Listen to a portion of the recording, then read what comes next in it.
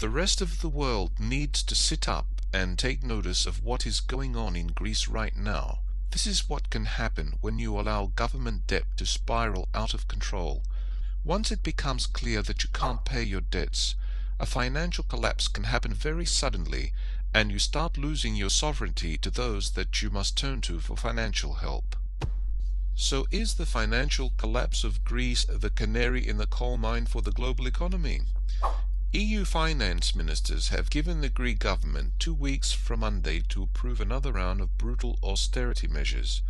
If the austerity measures are not approved, Greece will not receive the next bailout installment of 12 billion euros. If that happens, the whole globe better buckle up because it's going to get crazy. July 3rd is the deadline. Basically, the EU has put a gun to the head of the Greek government. Without this bailout money, Greece will default and economic hell will break loose all across the country.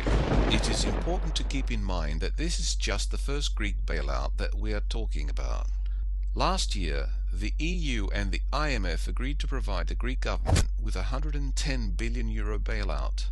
The current 12 billion euro installment is part of that package. Sadly, it has become apparent that the first bailout is not going to be nearly enough for Greece. A second bailout, which will be the same size or even larger, is already being discussed. This is going to put the Greek people even more under the heel of the money powers in Europe. Keep in mind that all of these bailouts are just more loans. There is no way that the Greeks are ever going to be able to repay all of this money. But this is what happens when a nation lets debt get out of control. For years and years, it can seem like all of that debt does not have any consequence. But then the day of reckoning comes, and it is a complete and total nightmare. In order to get the next installment of 12 billion euros, European finance ministers are insisting that the Greek government approves a package of austerity measures that will be worth approximately 28 billion euros. At this point, it is uncertain whether those austerity measures will pass. The pressure on the Greek government, however, to get them pushed through is immense. These austerity measures include tax increases, budget cuts, and a large-scale privatization program. This is often what happens to third world nations that cannot pay the debts. Organizations such as the IMF or the World Bank will come in and insist that they tax their people more, cut back on their spending, and sell some of their public assets to big corporations.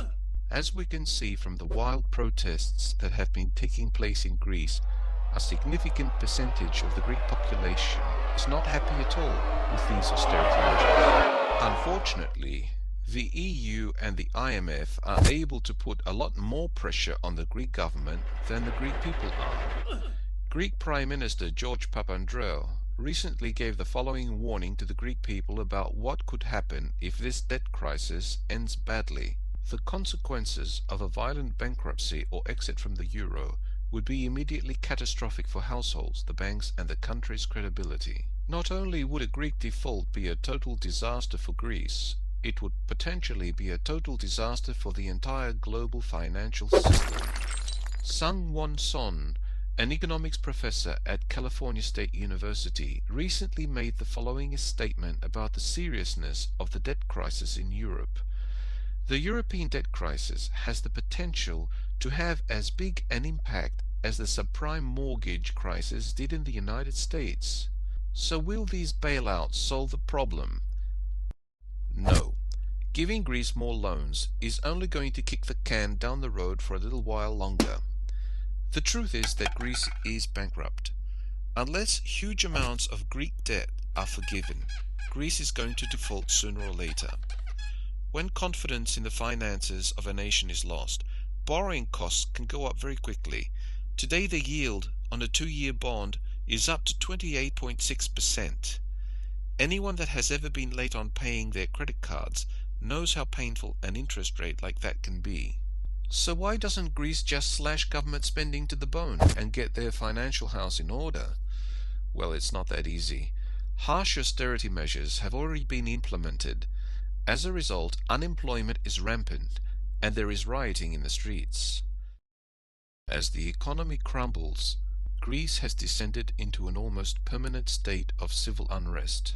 The fact that the EU and the IMF want even more austerity measures has sparked some wild rioting in Greece in recent days. Not all protesters are being violent.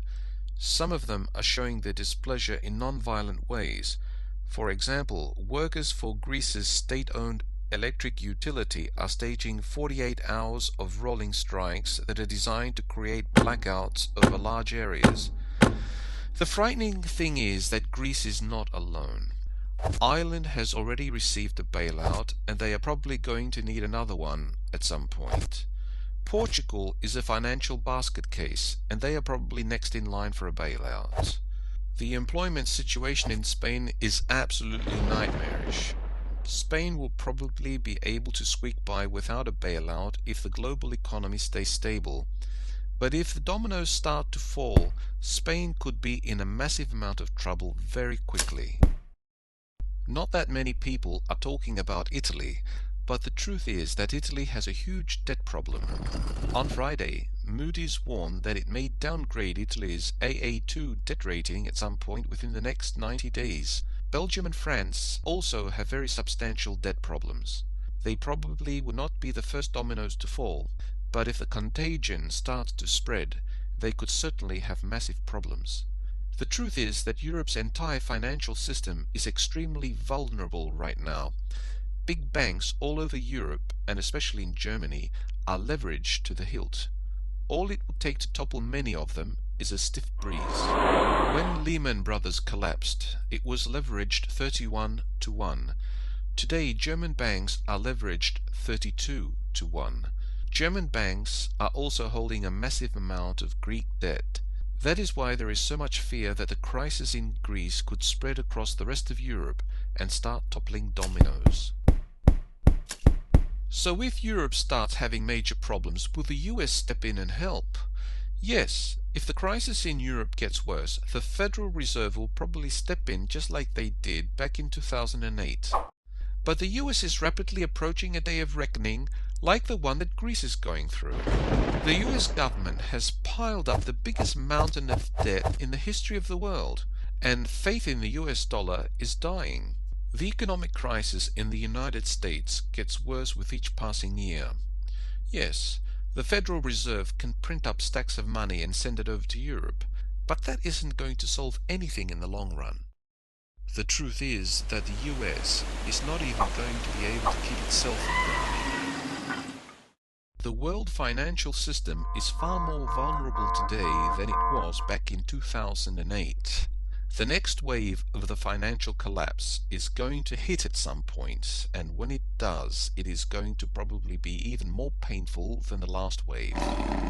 Our world is becoming an incredibly unstable place. You better get ready.